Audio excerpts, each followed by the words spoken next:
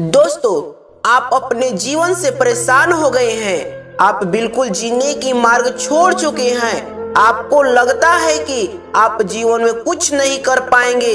आप अपने परिवार के लिए परेशान हो गए हैं तथा आप यह सोचते हैं कि आपको इस धरती पर जन्म लेना व्यर्थ है। तो आप इस कहानी को वीडियो के अंत तक जरूर देखिएगा। इस कहानी से आप जीवन जीने की सही मार्ग को सीख पाएंगे और आपका निराशा आशा में बदल जाएगी, क्योंकि यह मानव जीवन बहुत ही सौभाग्यशाली को प्राप्त होता है। इसलिए आप अपने जीवन को यूं ही व्यर्थ कैसे जाने दे सकते हैं। तो चलिए ज्यादा न बात करते हुए हम वीडियो को शुरुआत करते हैं। इस वीडियो को अंत तक सुनिएगा, इससे आपका सारा संदेह, सारा प्रश्नों का उत्तर मिल जाएगा।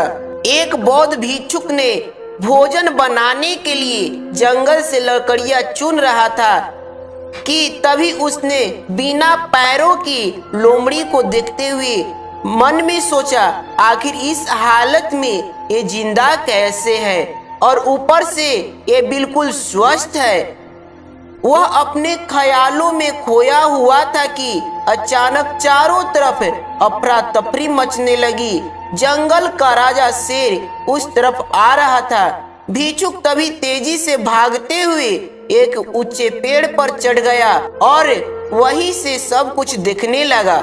शेर ने एक हिरण का शिकार किया था और उससे अपने जबड़े में दबाकर लोमड़ी की तरफ बढ़ रहा था, पर उसने लोमड़ी पर हमला नहीं किया, बल्कि उससे भी खाने के लिए मांस के कुछ टुकड़े डाल दिए।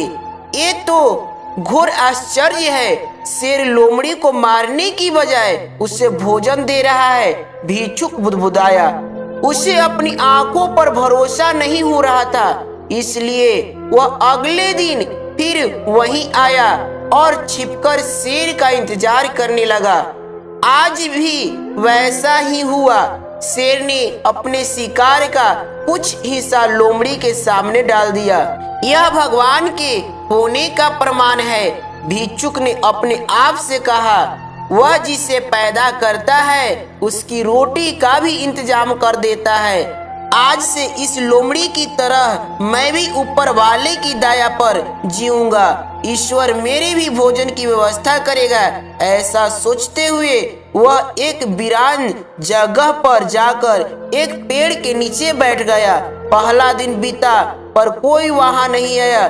दूसरे दिन भी कुछ लोग इधर उधर से गुजर गए, पर भिक्षुक की तरफ किसी ने ध्यान नहीं दिया।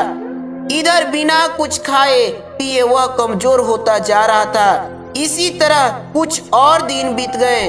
अब तो उसकी सभी ताकत भी खत्म हो गई। वह चलने फिरने के लायक भी नहीं रहा। उसकी हालत बिल्कुल मृत व्यक्ति की तरह हो चुकी थी। तभी एक महात्मा उधर से गुजरे और भिक्षु के पास पहुंचे। उसने सारी कहानी महात्मा जी को सुनाई और बोला, अब आप ही बताइए कि भगवान इतने निर्दयी कैसे हो सकते हैं।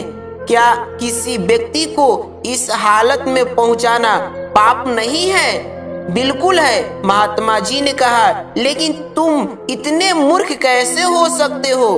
तुम ये क्यों नहीं समझे कि भगवान तुम्हें उस शेर की तरह देखना चाहते थे, लोमड़ी की तरह नहीं। हमारे जीवन में भी ऐसा कई बार होता है कि हमें चीजें जिस तरह से समझनी चाहिए उसकी विपरीत समझ लेते हैं। ईश्वर ने हम सभी के अंदर कुछ न कुछ ऐसी शक्तियां दी है जो हमें महान बना सकती है। जरूरत है कि हम उन्हें पहचाने। इस कहानी में भिक्षु का सौभाग्य था कि उसे उसकी गलती का एहसास कराने के लिए महात्मा जी मिल गए, पर हमें खुद भी चौकन्ना रहना चाहिए कि कहीं हम शेर की जगह लोमड़ी तो नहीं बन रहे हैं।